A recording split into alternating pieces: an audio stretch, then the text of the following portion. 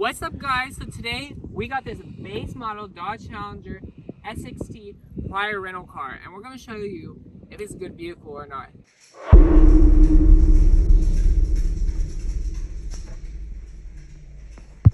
Now, the audio might be not that good because I left my microphone and all my filming equipment at my friend's house who lives like 40 minutes away, and we were supposed to hang out the next day, but then we didn't.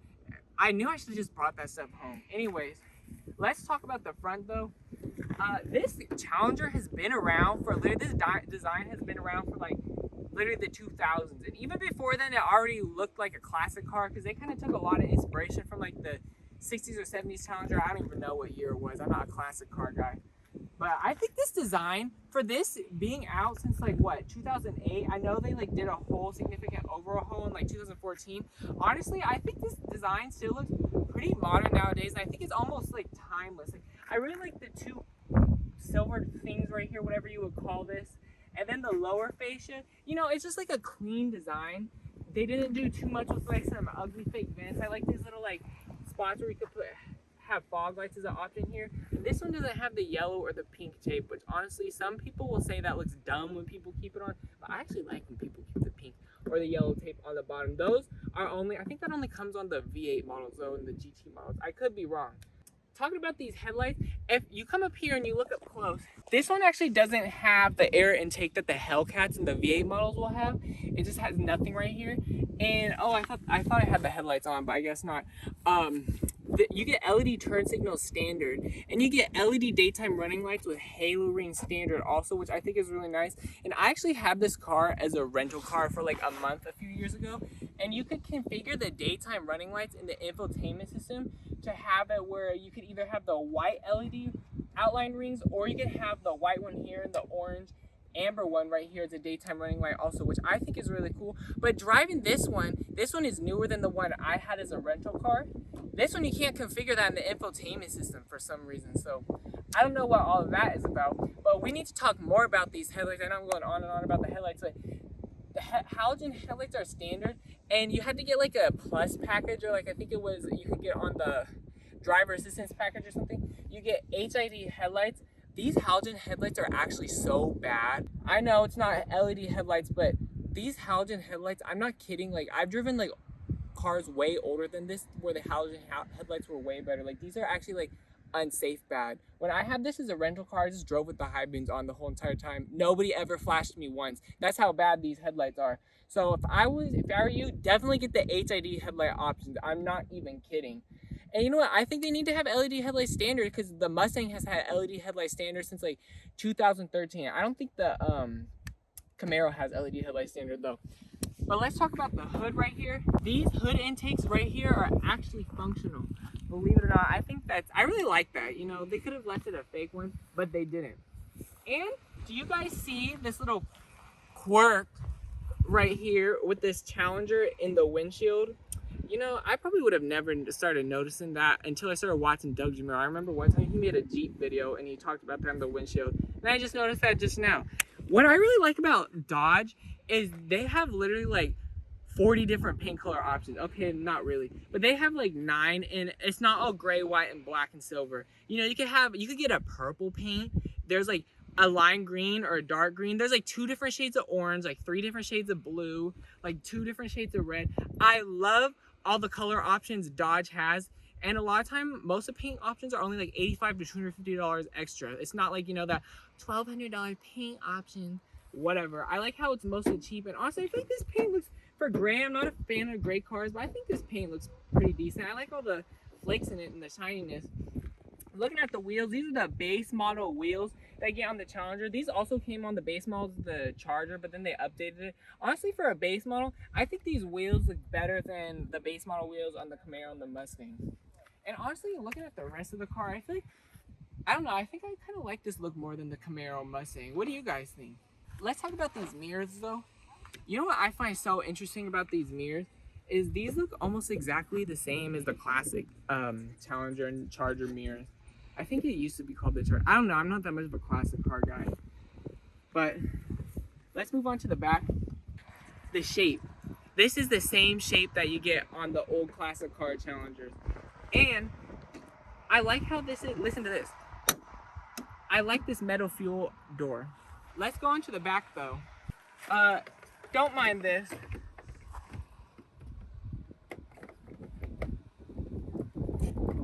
Whatever. Look at this. You got a little button right here to open up the trunk. We're gonna get in just a second, but let's talk about the trunk here first off. I like this spoiler that you get. I think this comes standard on every single model. And then you got the rear view camera right here. Good thing it wasn't right here, because then I probably would have fell out with this thing. The rear view camera didn't come standard on this car until I think like 2019 or something. I don't know when they federally mandated it. But no parking sensors in the rear. You had to get a little package to add that.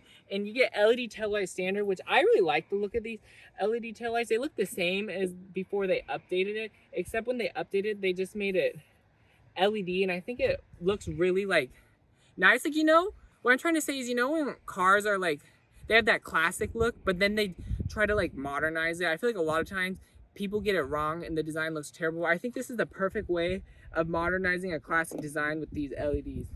I also like these little glasses.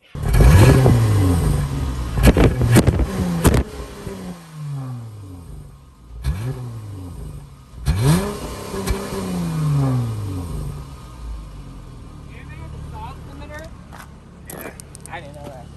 I don't know, all the like rectangles on this car, I feel like it just goes together really well. Let's open up the trunk though and show you guys if you could put any bodies inside. Yep, you can. Just put them in a ball, or if it's like children's bodies, you can fit like 2 people in here. So, you know, if you're a murderer and you want a muscle car, this is definitely the better option than the Camaro or the Mustang, because they got smaller trunks. Here is the Dodge key. And this is almost like every single Dodge has this key, except the ones, you know, with the key to start, where it's the old Mercedes key. Y'all know what I'm talking about? No remote start though, but that was the option. And keyless entry is standard, which I think is really nice. Although I think the Camaro and the Mustang have keyless entry standard also. So, but you just press the button and it's locked. And look at this. You just lift it up and it unlocks for you, so you don't have to press this to unlock it. Now let's get inside. All right, getting inside the Tundra, this is the base model. It has like no options. Power driver's seat is standard. And you get 4-way power lumbar standard, which I love, because y'all know I always be talking about when it only has 2-way power lumbar. But it's manual recline. You guys are like, well, it's the base model. But even like the Hellcat with literally every single option, it doesn't have power recline, which that annoys me, because that's an option on the Charger. The Mustang doesn't have that either, but I know the Camaro does. So if you want power recline, you're gonna have to go for a Camaro or a Charger. But talking about these seats, honestly, I don't really like these seats at all. They're not really comfy. Like, I mean, like the padding, it's not the worst. But what really isn't comfy is like down here. Like, it goes down at an angle where it almost feels like it points down. It just doesn't really feel that comfortable. It'll be nice. My phone literally ran out of storage in the middle of recording. Literally, like, my phone ran out of storage and I forgot my filming equipment. Man, I might as well just not even do the car review. No, I'm just kidding. Seat materials though. I think if it was like it might have been the RT or the Scat Pack. I think the Scat Pack and above, you could have the option for Alcantara in the seat centers with like leather on the outside, and you could get red seats, or you could get a really nice tan looking seat. And I think the Hellcat model, you could get full red leather seats and full tan leather seats and full white leather seats. So I really like that Dodge is giving you a lot of interior color choices, because I hate when you only get black and beige. But let's get on to the rest interior and show you what you get. All right, looking at this interior, and honestly, I feel like of all the muscle cars, Dodge has the nicest interior. I mean, maybe not the most modern. The new Mustang looks the most modern, but I feel like this kind of has the nicest materials. You know, you don't really have any like scratchy plastics anywhere. This is all like soft, and you get like this nice stitching here, and this is all soft. And then you get a leather wrap steering wheel standard. Oh, I think everything in every muscle car has a leather wrap steering wheel standard. All this, like, this is all soft right here. Like, you don't really have any ugly scratchy plastics. And you got this bug right here. Does anybody notice this part of Chrysler's and Dodge's, the padding on the armrest? Does anybody notice this usually gets all like bubbly and ripped up? It's nice to see that this one isn't bubbly and ripped up. auto driver and passenger windows, but it's only auto down. It's not auto up. I think it needs to be auto up. No power folding mirrors. That was not an option. Speaking of the mirrors, you could have got blind spot monitoring. Oh my god, 10% of battery remaining, seriously? You could have got blind spot monitoring and rear cross traffic alert, but this one doesn't have it because it's a base model. Down here, you get a cup holder right here. There's actually really not any storage in the door panels at all, except this little spot back here, but you can't really put much in there. No electronic parking brake with auto hold. You get one of the old style, whatever these are called, pedal shifter or pedal parking brakes. Automatic headlights are standard. Honestly, it's kind of interesting when you drive a car with one of these old style pedal parking brakes. Like, I feel like I don't drive many like this, and every time I do, it's kind of interesting. Down here, oh look, it's the same headlight controls that you get in a Maserati. Looking at the steering wheel, lots of blank buttons right here. That's where your adaptive cruise control buttons would be if you had that option. Oh my god, it is so hot. We're about to have to turn on the air conditioning in just a second. And did you guys know, since this is a Dodge, back here you have these little buttons to change your audio. Let's turn on the car though, because we are dying in this California heat. And what's nice is I'm really hot, but my friend Micah here, who owns this car, he's really cold.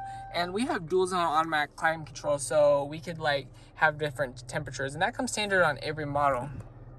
This is also the base model infotainment. The older ones had like an even smaller screen, but I think all Dodge Challengers came with Apple CarPlay. Probably not the 2014 ones, but at some point I think they all came standard with Apple CarPlay, because I remember when I had this as a rental, it had an even smaller screen than this, but it had Apple CarPlay. And going through this Uconnect system, honestly, I really liked this infotainment because it's really easy to use and it's not really glitchy. I mean, it's not the most snappy to respond, but you know, it's not bad. You can't just expect everything to be like an Apple product or whatever, like an iPhone. And look, you got a little screen for the climate. And all these apps, you could move the apps around, but this one doesn't really have many apps, so there's no point in moving them around. And look, you get an auto dimming mirror standard on this model. I think that's crazy. This is a really like base model, and you get an auto dimming mirror standard. Let's talk about this 6-speaker base model audio system. Now, you could have got an Alpine 9-speaker audio system as an option, and then if you went for some of the V8 models, you could have got a Harman Kardon 18-speaker sound system. I haven't heard the upgraded sound systems, but this 6-speaker sound system, I'm not even exaggerating, you guys, when I say it's one of the worst sound systems I've ever heard. I mean, it doesn't get all like when you're trying to turn the volume up, but I do notice that it doesn't have that much bass, which you don't really expect. That's not really the issue. The issue is it is so extremely quiet, and I know it's not my phone because I had this rental car for a whole ass month. Like, you know, if it was my phone, I would have figured it out. This sound system is so quiet. Like, I'm not even kidding. I've been in Kia Rio. A Kia Rio has a better sound system than this. Like, the sound system is literally so quiet that if you turn the volume on max volume and you're on the highway and you roll down the window, you can't even hear what you're listening to. So honestly, if I was going to get this, I'll go at least for the Alpine audio system. Honestly though, me being an audiophile, I'll probably go all the way for the Harman Kardon, because I bet you that one is the best. But let's look down here. Ooh, let's not show that little symbol. You get a cool little storage spot for your coins right here, 2 cup holders. You get all this like metal look trim, and on the Hellcat models there's literally like 4 different options, and each of them are like from $160 to like $500 for different trims you can put here. So you can put like a carbon fiber or some other stuff, which I think is kind of cool. Let's talk about though this center gauge display. Hopefully the air isn't annoying you guys. I really like this gauge cluster because there's so many different options you could go through. Like, look at this. In the vehicle info, let's zoom in a little bit. Oh, John Davis from, what is it? That Motor Week. The car needs to have a voltmeter. Well, John Davis would like this car. And look, it shows you your tire pressure. I know that's kind of common nowadays, but at the same time, it's not. Like, it'd be random which cars have tire pressure monitor in the screen and which doesn't. Like, I don't think I've been in any Mazda where it measures your tire pressure, but this base model Challenger does, and I think a lot of Fords might do it too. I know Nissan, I think, does it, and I think Kia is another one who has a little gauge for your tire pressure monitoring. I could be wrong though. But it is nice. This is one of the tire pressure monitoring is actually one of the screens I would like to have the most in a car, because I hate when the tire light comes on and you find out you're at like 15 psi. No, it never gets that low. That's kind of an exaggeration, but y'all know what I mean. You get a 0 to 60 mile per hour timer 2 on the base model, which I think that's really cool. 6.2 seconds. That's terrible 0 to 60, because when I had this as a rental car, I think I got 5.6 seconds. No paddle shifters though. Honestly, I know this is the base model, but I think it needs to have paddle shifters, because you can get paddle shifters in a Toyota Corolla SE. My Volkswagen Golf Wolfsburg edition had paddle shifters. Like, you get paddle shifters in a Mazda CX-5. Honestly, a muscle car like this, I think it needs to come with paddle shifters standard. This car also, you can get a stick shift option, but I think it was only the V8s that came with a stick shift option. Here's the coolest part of the gauge cluster though, is the screen setup, which I think a lot more cars need to do this. Look, you could choose what goes on in each little area of the screen. Like, you could configure which goes on in the left, what goes on in the right, and which goes on the center. I'm not going to show you everything because I feel you guys don't really care enough, but you guys know that you can configure each little thing.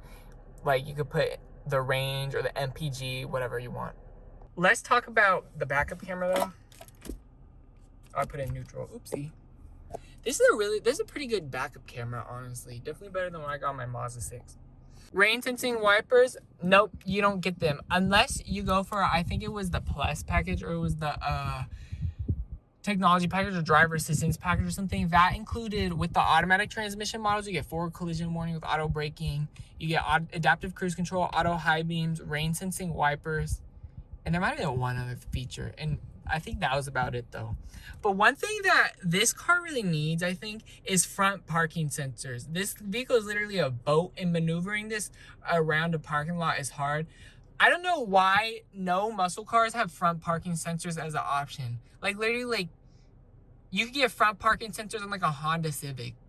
Like, that car needs front parking sensors way less than a muscle car does. Why do none of these car manufacturers put front parking sensors in their muscle cars? And then there's no 360-degree camera available also, which I guess that's being a little bit nitpicky. But I mean, a big boat like this, I feel like this is a vehicle that needs a 360-degree camera, not a freaking Mazda 3. Let's open up the center console though, right here. 2 USBs. And for, ooh, you have vape in here? Oh, that's cool. And for a, damn, that vape made me lose my train of thought. No, I'm just kidding. I lost my train of thought before I even said that. For a muscle car, I feel like the center console is pretty decently sized. And I like how you get 2 USB ports. And look, this is DB, Dodge Brothers. I think that's a pretty cool quirk. God, I can never like talk about car features. And ever since watching Doug DeMuro, I swear I say quirks for everything. I'd be like, oop, quirk. Anyone else? Let's open up the glove box though. Uh-oh, my arm's getting a little bit too close to his crotch, and he is straight and I'm gay. I'm just kidding. Low-key, I shouldn't do that, but that's kind of funny. I like the storage you get in here. This is a pretty decent sized storage. No LED interior lighting. Wow. Listen to the sound that makes.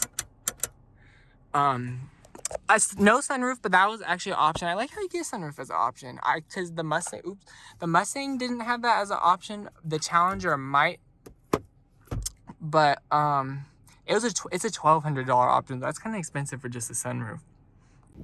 Oh my god, it's so hot. All right, you guys, we're gonna get in the back seat, and I'm on 4%. Why every single time I make a car review, do you guys notice, anybody who watches me, do you guys notice every single time I make a car review, I'm always talking about how a fly just landed on me. And it looked like a horse fly. Y'all know those be biting hella hard. Every time I make a car review, I always be talking about how my phone's about to die. I need to like get my shit together. You press this lever to go on the back seat, and this one doesn't move as forward as much because it has the power seat. The passenger seat moves a lot forward. Let's get in. I'm 6'3", 6'4". I've been growing even more. Let's see me get in. I'm pretty skinny though, so it's really easy for me to get into the back seat. But let me show you guys the back seat of this coupe. See, that's not hard to get into. Like for a coupe, honestly, it ain't bad. All right, sitting behind myself, I mean, I could move the seat up. There's actually a lot more room. But like, I feel like I have more space back here than I do in like a Toyota Corolla. I feel more comfortable back here too. And look, you get rear air vents. That's something else you don't get in Toyota Corolla. So low-key, this is a better passenger car than that, although you don't get rear door. So, but you do get cup holders right here. This is actually soft, which I didn't expect. And you get a little window right here. Oh, and an airbag. And I'm 6'3", 6'4", and I actually wouldn't mind riding passenger back here. This is definitely way better than the Mustang and the Challenger. So if you're wanting to get a coupe and you want to carry passengers every once in a while, Challenger is the way to go. All right, you guys, let's open up the hood and show you this beast of an engine. What do you get? Oops. Oh, look, and the hood keeps itself up. It has a strut or whatever it's called.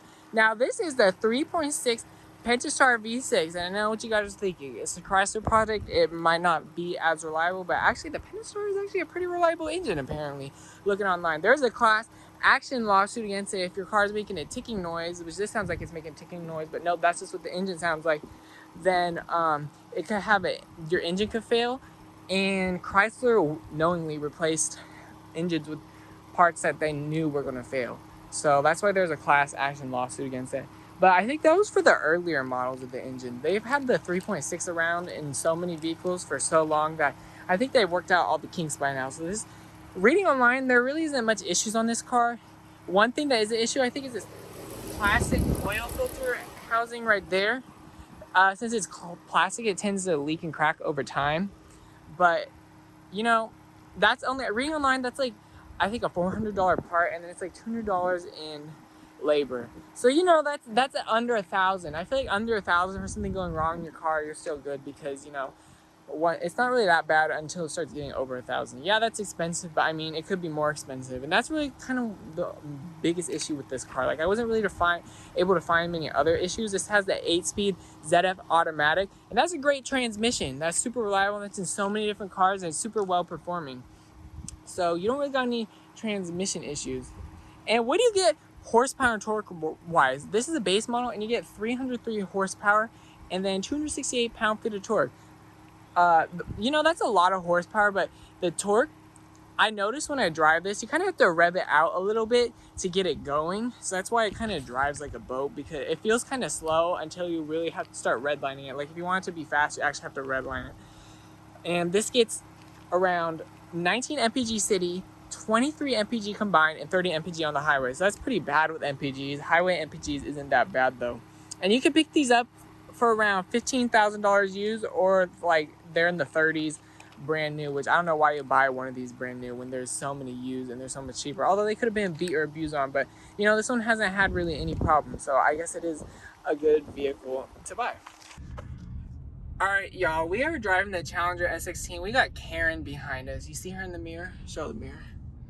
And she really is actually Karen, although low-key we were in the wrong because we were filming on her private property. But it's right next to the road, and there's no gate, no fences. There's no signs that say private property and no trespassing. And she came up hella being all rude because I was taking a thumbnail picture. Literally, all I was doing is taking a picture. She's like, I don't care that you're taking a picture. I'm like, well, I don't care that you don't care I'm taking a picture. I'm like, what are you gonna do? Like, grab my phone, take the camera? She's like, I charge people for pictures. You want me to charge you? And I'm like, yeah, you think you're gonna get any money on me? Like, what am I gonna do? Pull out my wallet? It's like you can't stop us from taking a picture. And she hella posed in the thumbnail, so if y'all see her, she got all mad at us. But we were respectful because we don't need, it is private property. We're kind of being in the wrong, but low-key sometimes you just gotta mess with Karen. But she's right behind us.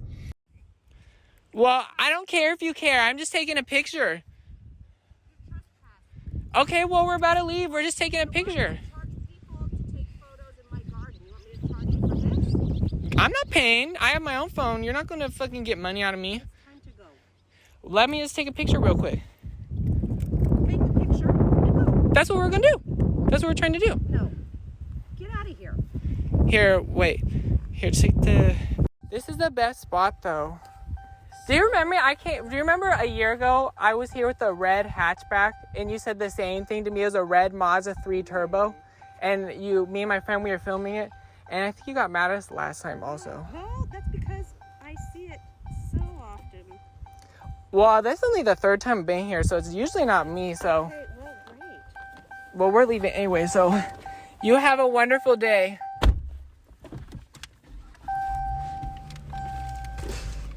That's gonna make the YouTube video so much more interesting. She really was posing in the photos like that ruins the photos. Like, girl, that makes it better. Like, that makes the YouTube video the thumbnails way better if Karen is in there. Like, she's all mad. She's like, you're. But then she started posing and smiling. I know, like I was like, did she get into it? I know. I was like, you think you're ruining the photos? And let's turn the AC off because we are about to get to driving. So we're about to do a 0 to 60 right now. Let's go.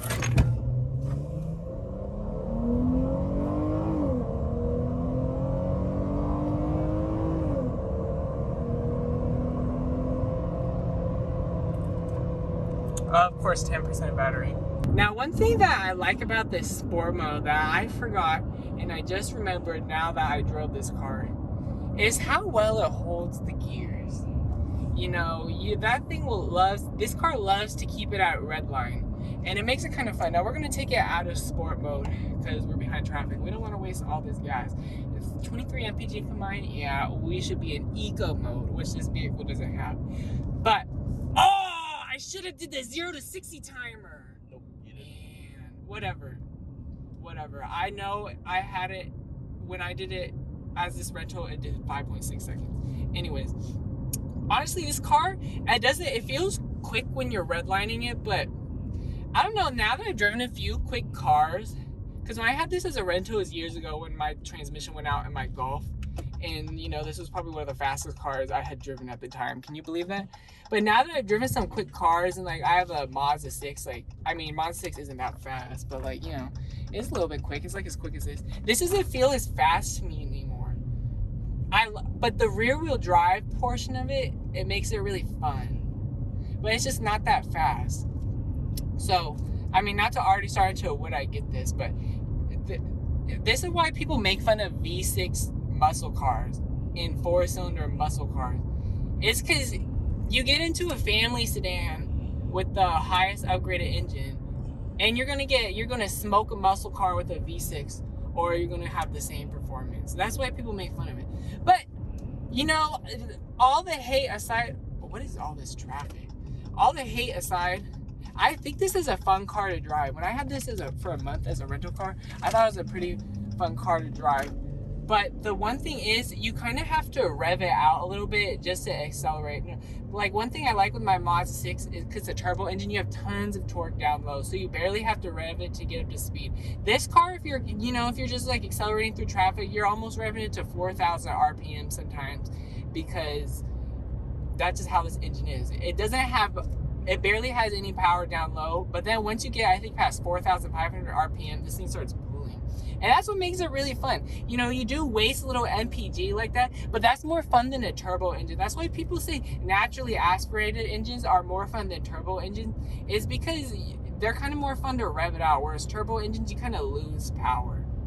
All right, let's talk about this suspension. I didn't even look up what kind of suspension this had. That was on me. I'll probably put it on the screen. You know, I hate when I make a review and I say I'll put it on the screen, because that just is extra work for me.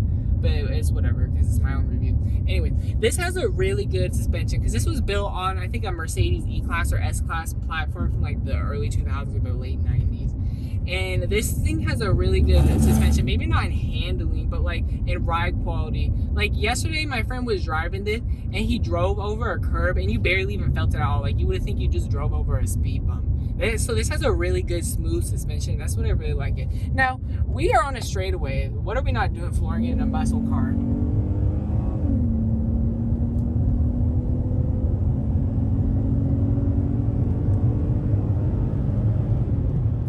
Yeah, I definitely want to race my Mazda 6 Turbo against this and see what is better. We're going over the rumble strip.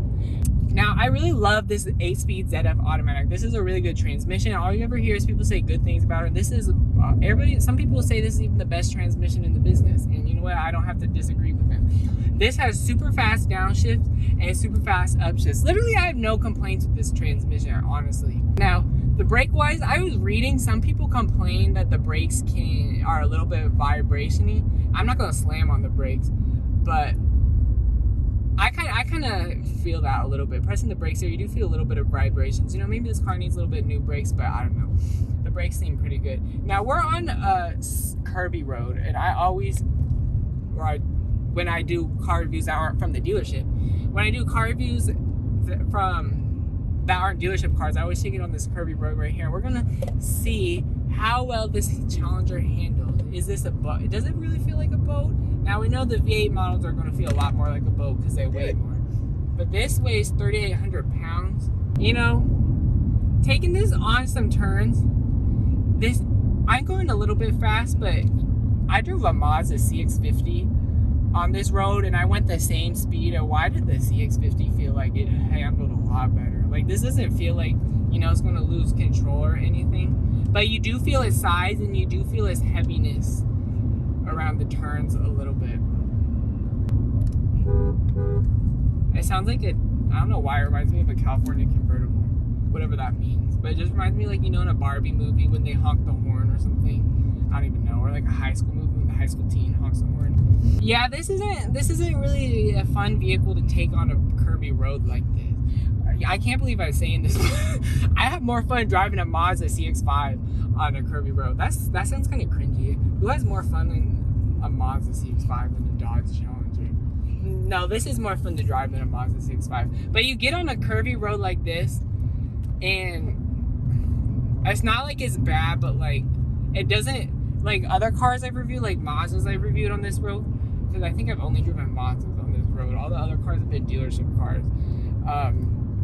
And oh yeah, I've driven a few Fords on this road, but like this car doesn't make you want to like push it on turns. Like, I drive Mazdas on this road all the time. Every time I do, it makes me want to like start kind of like gassing it a little bit and taking the turns faster than you normally would. And this car is like the opposite. I get on a road like this and I just want to cruise. You know, I think this car does a really good job as a cruiser. Like, yeah, I complained about the seats are being uncomfortable. It's not like they're like beating you up or anything. I just think the thigh support isn't the best. But like, this still does a pretty good job of cruising it. Oh look, there's a Charger right there. Maybe we should try to gas up soon. You know, it doesn't have much body roll. We went around that corner a little fast. I didn't want to take it too fast because I haven't driven this car in a really long time. So, you know, I'm not as used to the handling as I have other cars. I haven't been driving this around for a few days, but we took it around that turn that we normally do pretty fast. And honestly, it didn't have much body roll. It took that turn pretty well. So, you know, it's not the worst handling, but like, it's not confidence inspiring. But I guess you take it on turns like this and like, it's still doing all right, but it's, you know, you feel its weight. But, you know, I do want to say, this is a horrible road. Every time most other cars are driving this road, you feel the bumps a lot more, and it almost like, it moves around a lot, and you kind of like move around a little bit. This is a horrible road. And driving this Challenger on this road, it just absorbs all the bumps. That's what I really love about the Charger and the Challenger, is the suspension and how well it just absorbs bumps. And the braking, I guess I'm not really slamming on the brakes, but the brakes are pretty decent. I don't really have any complaints with the brakes. Yeah, I read that they can have a little bit of vibration, but honestly, it doesn't really bother me. Now, you could pick these cars up for around $15,000. And honestly, what do I do? Well, actually, $15,000 to like $20,000. You know, if you get a $15,000 one, it's probably going to end up being a salvage title with a bunch of issues. But let's get up to this Camaro.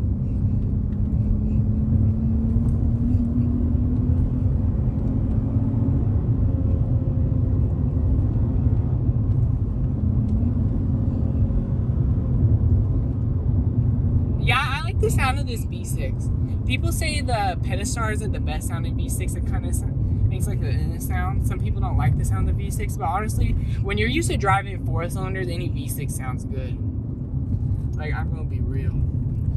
Honestly though, back to what I was saying though, how you could pick these cars up for around $15,000 to $20,000, $25,000, whatever the price is, depending on the condition.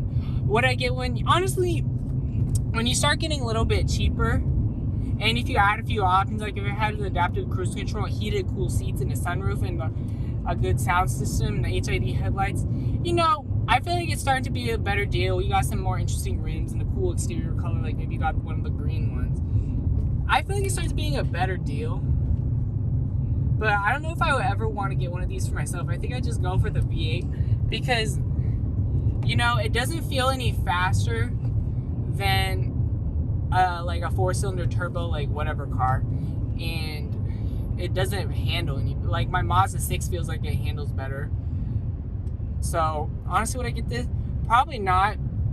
But if somebody really is wanting, if they're wanting a cheap rear-wheel drive car, I wouldn't tell them not to get this. If somebody wanted this car, I would be like, you know, it's a decent choice. But would I get it myself? Probably not. Because honestly, I feel like there's better cars for the money, but there's also worse cars for the money. So, you know, it's really up to you. If you really, I feel like just go test drive this car. If you like it, get it. But you know, if you don't find it that confident about, just know there's some random sedans for the same price that has more space, a little more features, a little bit better fuel economy, and I feel like they drive a little bit more fun. So, you know what?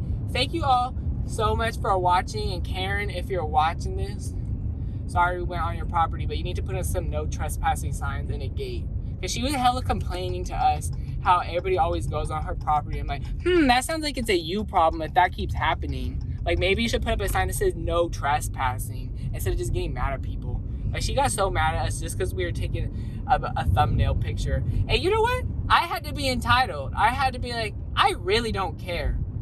Like, she's like, you're on my property. Like, I really don't care. Like, honestly. Like, call the police. I'm going to leave before they get here. If they get here, they're just going to tell me to leave also. Like, I really don't care. So, that's a little bit entitled, but guess what? I really don't care.